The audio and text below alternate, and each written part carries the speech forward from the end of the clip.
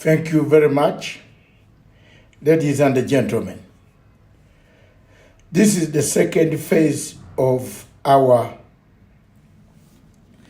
discussion. I'll take a few minutes to discuss a new chapter. Why I brought that song is from Tanzania.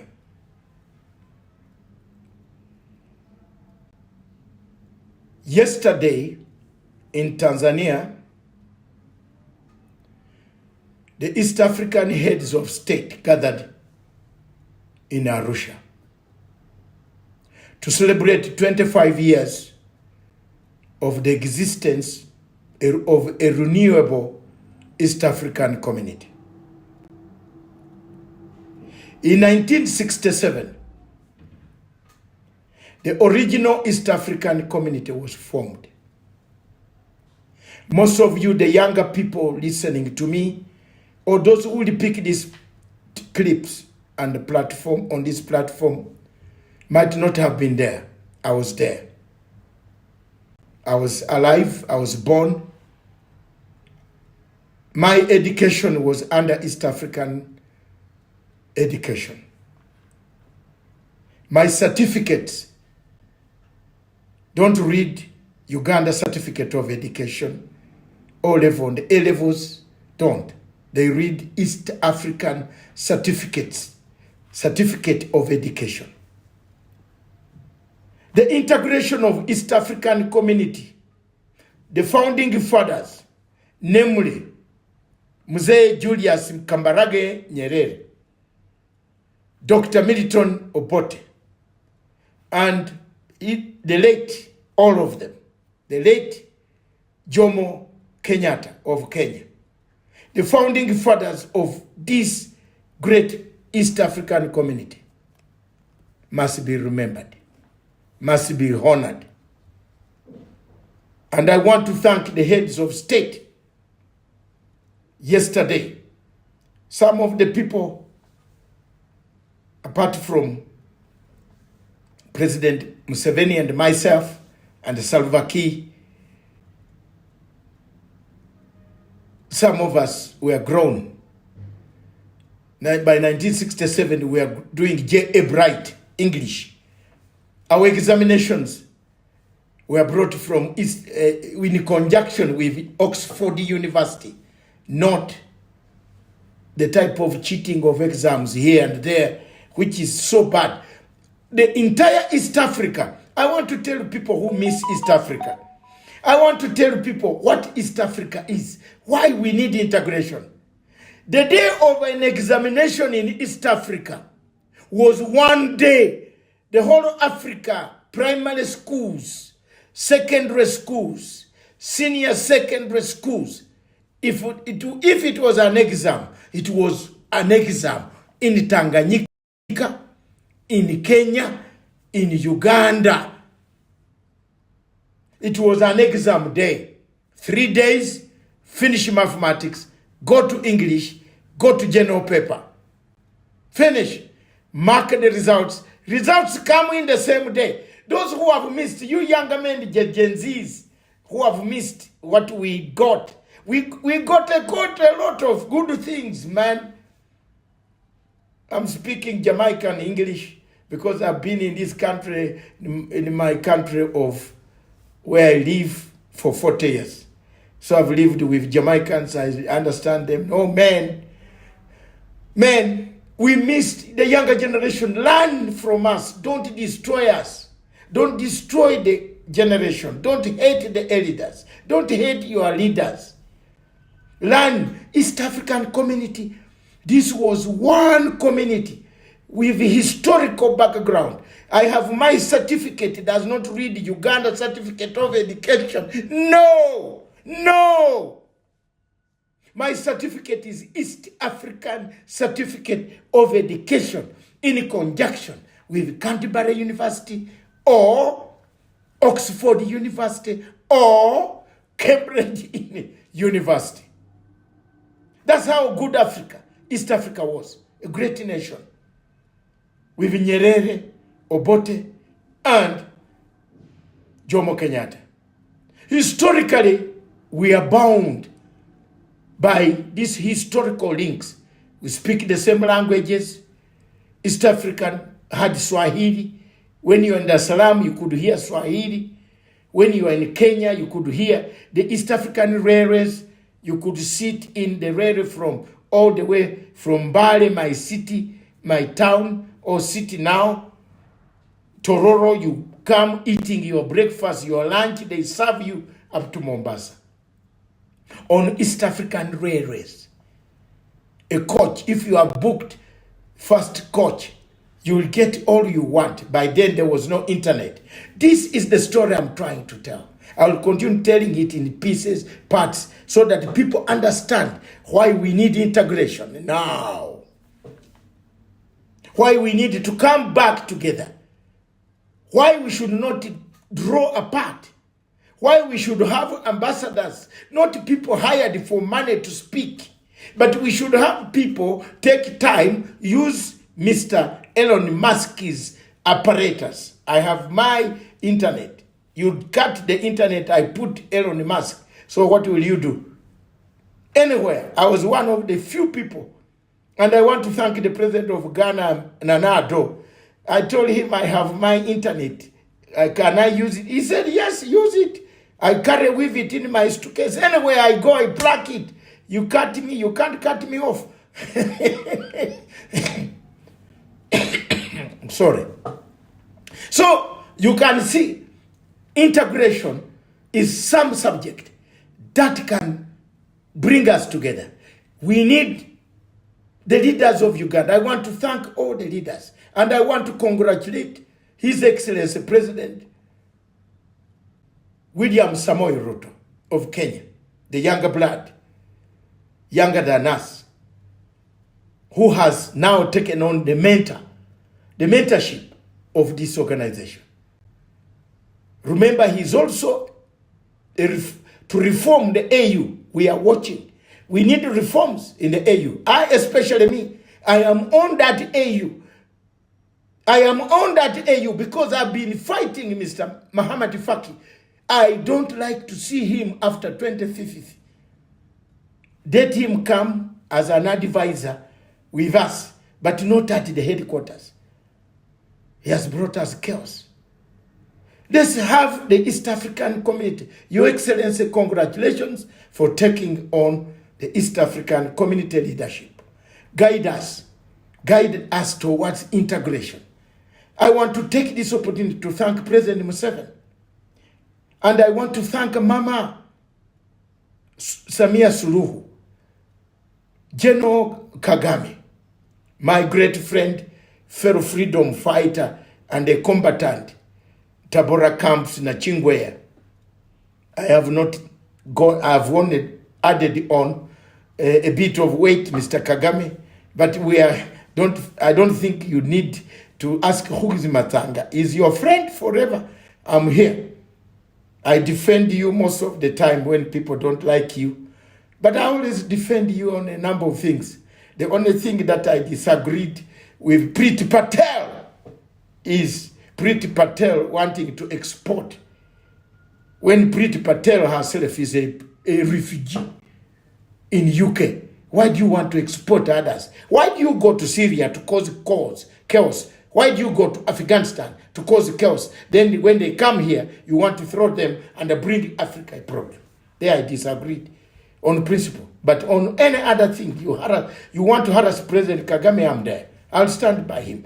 He has set an example of Africa. What the Africa we should do? You don't throw rubbish anyhow in Kigali. But some of our African countries were bad. Our mindset is still bad. We have to be very careful. We blame the presidents from morning up to evening. Hey. No, not me. There is an opposition leader in my country, a younger man who was not born when East African community, he was not even manufactured. He is like a prefect going to report, President Museveni has done this, this. My friend, what's your problem? What can you do if President Museveni is not there today? Can you write a policy like Dr. Matsan can write a policy? I can. I can write a policy that can work for the whole. Look, a policy of reconciliation, redemption strategy. I brought it in northern Uganda. I and Dr. Gunda and Dr. Riek Machar, under the auspices of UN and EU and the African Union, we brought peace. It's the policy that is working in northern Uganda today of Mataput, reconciliation, a redemption strategy. I wrote it. I wrote and signed.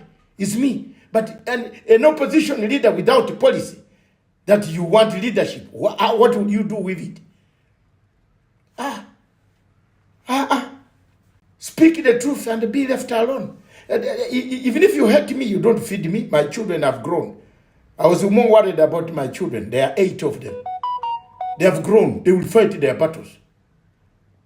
They're very, very grown. Now, even if you kill me alone, that's okay. I will go. But my children will look for you also. They are very bright. They will find you. Especially the last born will find you. Because she did international law. Corporate. She looks at bigger things, not one category more. I want her to go on for a PhD so that she can look. Let's be honest. Why? What can we accuse our presidents most of the time? Yet we can't give alternatives. I want a leader who can give alternatives. You want power, like the leadership in Botswana, opposition in Botswana. I met that guy on a plane one day. We sat down in Schiphol Airport, Amsterdam. He was on his way to some conference in one of the states, either Italy. We talked. I could see vision. But some of our leaders are using accusation. Opposition accuses the president from morning, 365 days. That is where the trouble is. The integration of East Africa brings us the memories of a better Africa, the memories of how united. If we were united, what can we produce as East Africans? 25 years ago, East Africa was standing on each alone. Countries were on their own. Rwanda was not there. Rwanda came into existence. That was very good. Burundi came into existence, added on the East African community, widened up. We made a stronger East African community. But what are the challenges? What are these challenges that we have seen? We have political differences and governance issues. But governance issues, I want to tell everybody in East Africa that democracy does not grow today. Democracy, I did political science up to the highest iota on planet Earth. Even if you ask me about anything in political science, I will answer you without reference to any book. Democracy evolves. It took Britain 1,000 years to evolve democracy. 1,000 years to evolve democracy. The democracy we see now in the UK is 1,000 years. But the United Kingdom comes to tell Africa, we want this, we want that, we want democracy, we want this to happen, we want that to happen. Africa is only 67 years old. They are trying to make efforts. So we should not fight over democratic space, but we should fight over how to improve slowly, gradually. If you fight over democratic space, you will destroy Africa. fight on how to improve on what the president has done. For example, 40 years in Uganda of President Museveni, there are quite a lot of improvements. There are things that I did not live there. It will be only a madman who has not gone, who went to school but not in the classroom. There's a difference of going to school and a classroom. When you go in the school, your father drops you with your suitcase or your metallic box like me. I went in 1971, the same day Idi Amin was overthrowing the government. My father left me in a taxi to go to find my way to a senior secondary school called Manjas High School. And I went inside school compound and entered my dormitory called Mikeno, named after Mount Mikeno in Karamoja. I went in that dormitory and I went the class. So I understand what democracy is. And since then, I've never changed. Democracy does not mean you plant, you beat, you fight, you use any. Yes, it means you keep on going. We keep on going, but constructively. I remember one professor, Professor Edward Rugumayo, in 1978 and 79, when we are working with Edward Rugumayo in the Political and Diplomatic Commission. There's one thing Professor Dan Wadadana, they recruited, and Magode Ikuya and others recommended me to work in the Political and Diplomatic Commission of the UNLF. Having come from Tanzania after the fighting, we opened up with the late Nasasira.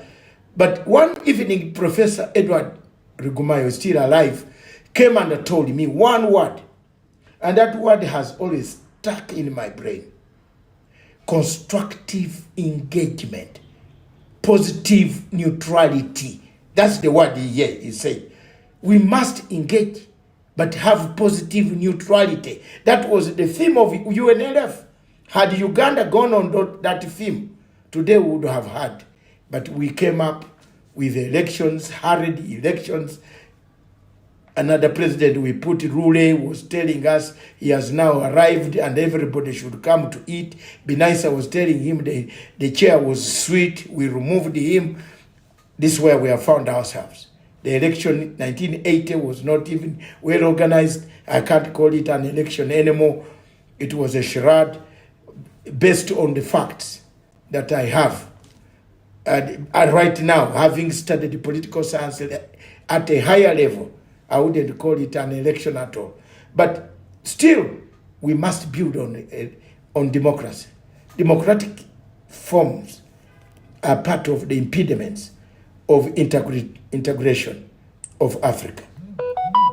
Economic disparities.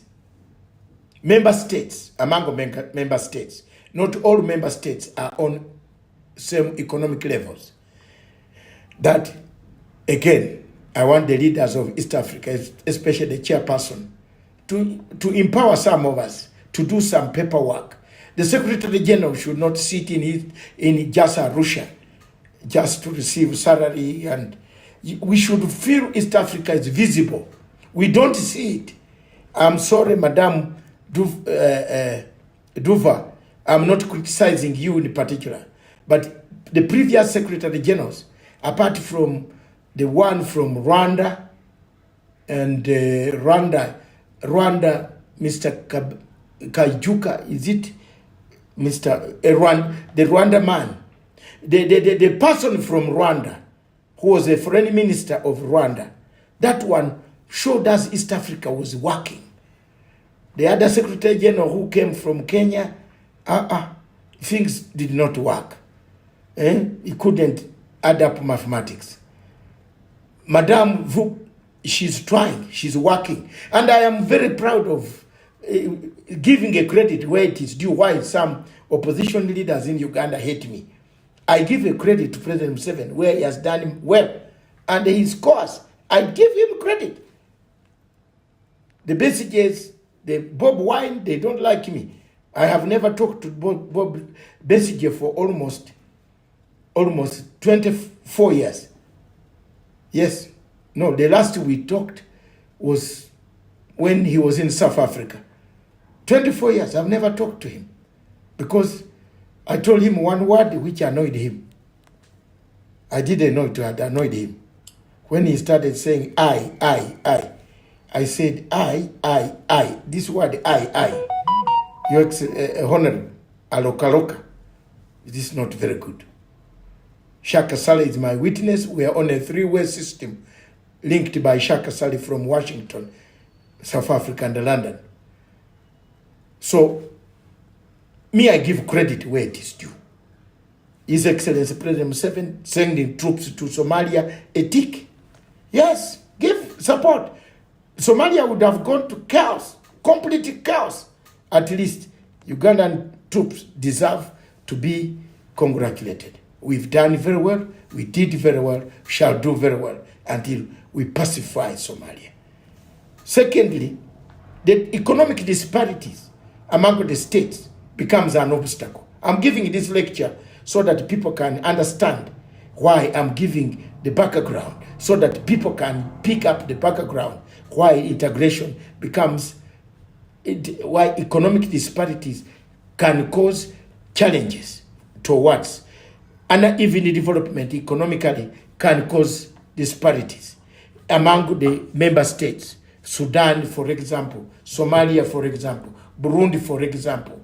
Not all states have equal amount of development, so it causes a challenge that has created states saying, should I now integrate now and lose what I have? Some member states, some Africa, we are all Africans. There is nobody who can find a Somali being beaten and live and walk. No, we shall all come in and be beaten and beat us together.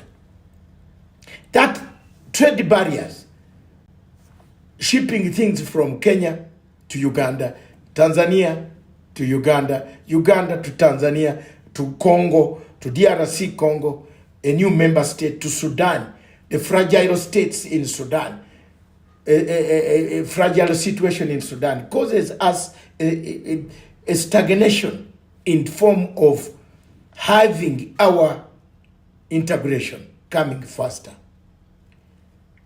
As I go on mentioning some of these things, I will come to one or two things that infrastructure and the connectivity. We must preach these things, improve infrastructure. I am happy about Kenya's infrastructure that has improved. Kenya has tried to do its communication. You can now sit in a train all the way from Mombasa, doing your work, summarizing your work, preparing for your students, and arrive in Nairobi 4 hours later, go and do work, and then book another train the following day to go back to Mombasa. We want these trains to be extended up to DRC Congo, up to Rwanda, up to Burundi, up to Tanzania, so that the connectivity becomes a real acceleration towards integration. Ladies and gentlemen, this is lacking. Many countries have tried. Sudan has struggled. South Sudan have struggled, Somalia is still under Al-Shabaab terrorists in some parts. We only have to guard Mogadishu. And I thank all the troops that have come, especially my Ugandan troops and the Kenyan troops. Thank you for the job. Burundi troops who are in Somalia. Thank you for the good job you have done. I will be discussing some of these topics, like how do we exit from Somalia? We don't want to be usurped by their nationalism at a later stage. Ladies and gentlemen, the infrastructure bit leads us to gaps, connectivity gaps of infrastructure can hinder integration. Another thing that hinders integration is security. Security and instability among some of the states, especially Somalia, South Sudan, the Democratic Republic of Congo. These are areas that still have a big problem of instability, especially in Eastern Congo, where M23 and the government have been engaged in fierce battles. This has caused us a very, very big problem in East Africa, and our integration seems to be hinged on some of these topics. If we cannot, some of these reasons why we cannot be able to unite. But slowly, integration will come. When you look at regional instability, conflicts in countries like South Sudan, Democratic Republic of Congo, these are some of the regional integration obstacles, challenges. How do you bring them together? The lack of cohesion and that create to bring stability is not there.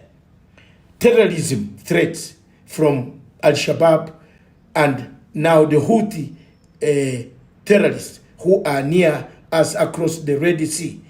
The fights in Sudan, which is not in East African community, but the inflow of arms, small arms being sold through the corridor of the Nile.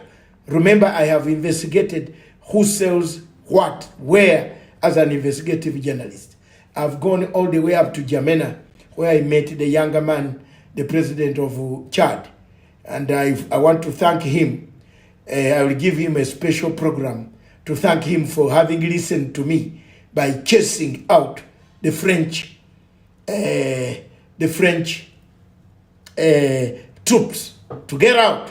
I told him, this year, I told him, thank you very much. You listened to me. Your father was my great friend, Idris Dabi, who was killed in cold blood by the rebels who are in South Libya. It is a big topic I'll discuss, but this week, France was given marching orders to get out of Chad. We want more. We want more unity to integrate with Chad. We want to integrate with other states that neighbor Chad. We want to integrate with many of the states. That's why you see me going as far as Cameroon. If you can get Cameroon, Chad together, and the East African region, Somalia, South Sudan, Central Africa, remove that war, we can trade very well. Our roads can be dug. We have money to dig roads, but we can't dig roads when the people are dying on the side streets, on the sideways. That is a very big problem or an obstacle, a challenge that can hinder integration. Ladies and gentlemen, again, when you look at institutional and bureaucratic weaknesses, East African community has some weak institutions. The East African Secretariat often lacks sufficient authority in funding the capacity. They don't have the capacity. They are not well funded to implement some of the resolutions passed by the East African Assembly. We have not given the East African Assembly the power to bite. We need to give them the power. In political science, once you are given less, you demand more. And when you are demanding more, you could even destroy what little you have been given. So let's give them powers, stipulate them, and then they fund. Coordination is also a challenge in differences policy of East African states. For example, Rwanda has got laws that are different from some of the laws in Kenya, and some of the laws in Uganda, and some of the laws in Tanzania, and some of the laws in Burundi. Language, we agreed East Africa speak English, and we speak Swahili and English. And now French will follow, because 2 of 3 of our member states, I think soon we shall introduce Arabic, because when you go to Sudan, South Sudan, most of the South Sudanese speak Arabic. Somalis speak Arabic. Member states, Ethiopia, would like to come in to join East African community. So there is a problem of coordination differences in policy implementation. And this also causes what we call setbacks, challenges, slow policy harmonization. I don't know how far the East African states have got to harmonize their policies. That is a challenge. Now, the next challenge is social, cultural, and public awareness challenges, which we don't have. We don't have public awareness. Some people don't know that East African community exists. Some people don't even know where the headquarters are. We have not given people knowledge. We have not given people awareness. We need ambassadors. We don't want ambassadors in East Africa, Mr. Presidents, Your Excellencies, who would pick up this clip or video. Listen to me. Don't appoint ambassadors who sit and earn salary. Even calling, when is my salary coming? Pick ambassadors who can speak, who can talk, who are able to mix up with people. East African integration, we need people to talk, seminars to be conducted in Kenya, in Tanzania, in Rwanda, in Uganda. We need people to go around and sensitize people about East Africa. I hope President Ruto, as a chairman, before you hand over to a next chairman, we would have seminars. Allow some people, don't discriminate who should speak. Allow people to come and speak their mind over East African integration. We have a lot in common. There are so many good things that we, this region, can produce if we are united. And once we are united, the force in Europe will see us as united people. They will respect us.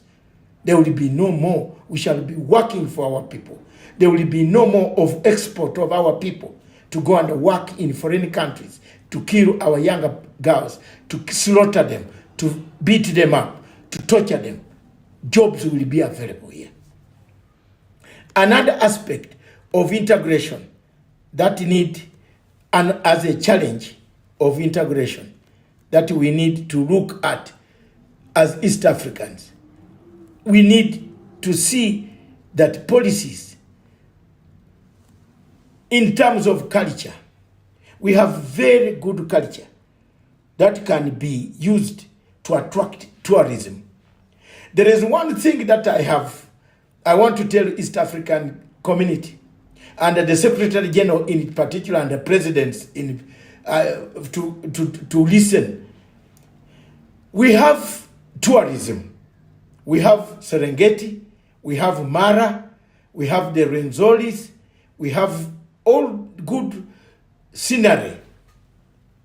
But we have a very poor, we are looking for money, taxation. I want to give the ministers of finance and the countries one clue which will help us so that you are not, and the people of East Africa not to be taxed. Our visa, why do you give somebody a visa for $50? Can East Africans look at me today, Dr. Matanga? I'm speaking with strength. A man coming to visit our Serengeti National Park should not be given a visa of $50.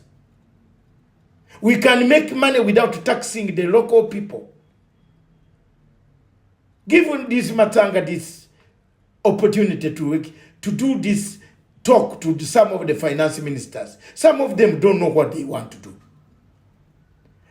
The visa, Ministry of International Affairs. Why? Parliaments of East Africa. Why do you give your visa for free? Why do you give your visa to come and see Serengeti National Park for $50? What is $50? Raise the visa. Raise the fee. You want to come and see Mara. You want to see those animals. Kenya, raise the fee. Tanzania, Serengeti, raise the fee. Uganda, Renzori Mountains, Makshoni Falls, raise the fee for the visas. Yes, yes, yes. That's another way of generating. Look, You want to go and see Victoria Falls. Munagagwa, you are taxing your people, but you have not raised the fee for the Victoria Falls. Whom do you want? You want everybody there? If a visa in Zimbabwe, for example, if you raise 1,000 visa, so many people will come, will pay for that visa. Ladies and gentlemen, that's why I went to school, to study political science, international relations, legal, international affairs, legal affairs. You can't beat me on international, on these matters. No, I'm not a diplomat. Don't forget about me being a diplomat. I'm an African. I'm telling my African presidents, raise the visa fee. Serengeti cannot be seen like that. Gorongoro creator cannot be seen like that. People will come. Yes, they will come.